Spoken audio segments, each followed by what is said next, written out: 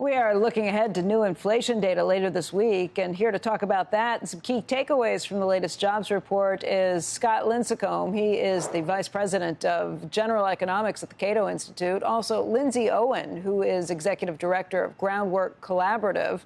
Let's talk through what we think we might get from the inflation data later this week. Scott, what's on your radar screen? Where do you think we are?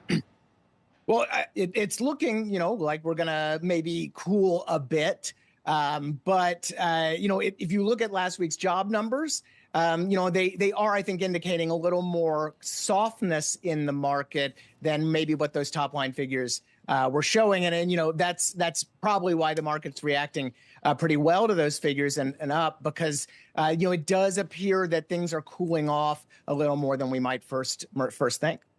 Yeah, Lindsay, we just had a report earlier this hour from Steve Leisman talking about how those downward revisions have been persistent. The biggest revisions and the biggest string of those revisions we've seen since heading into 2008.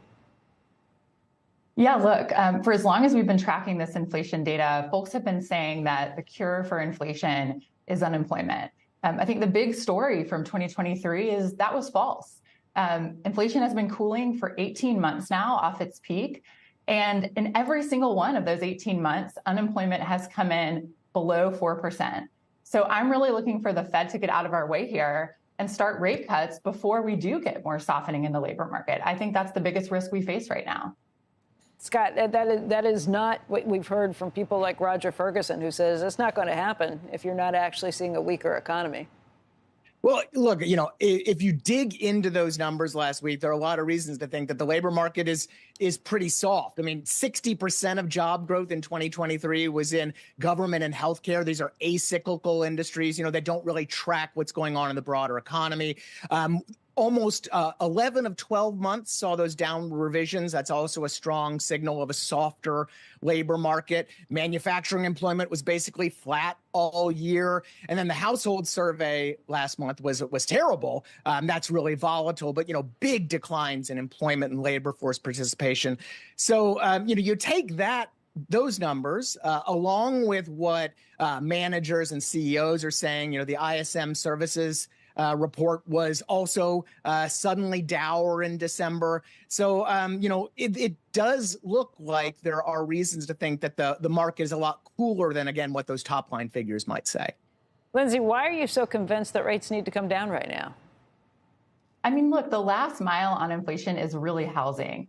Close to 3/4 of the inflation that we're seeing right now is coming out of housing. And the last thing you want when you're trying to bring housing down, which is really ultimately a supply issue, is a high interest rate environment. So I think rates have come down over the last month. And as a result, we have seen a lot more buyers out there and potentially more people putting their house. I mean, more people putting their house on the market, too.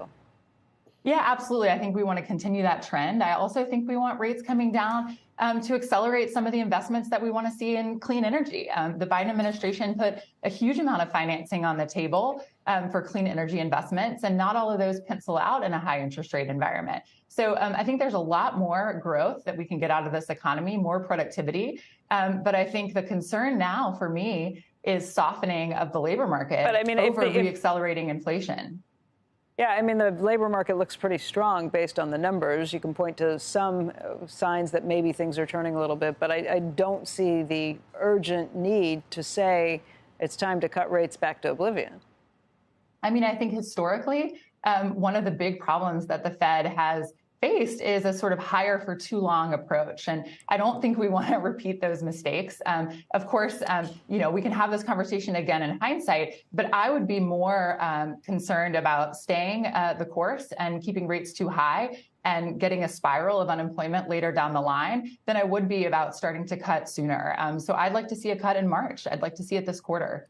Scott, there are others who say you got to be careful about thinking you've tamed inflation when you haven't yet. And that's certainly the lessons that the Fed seems to be following, or that Jay Powell has talked about before. What are your thoughts?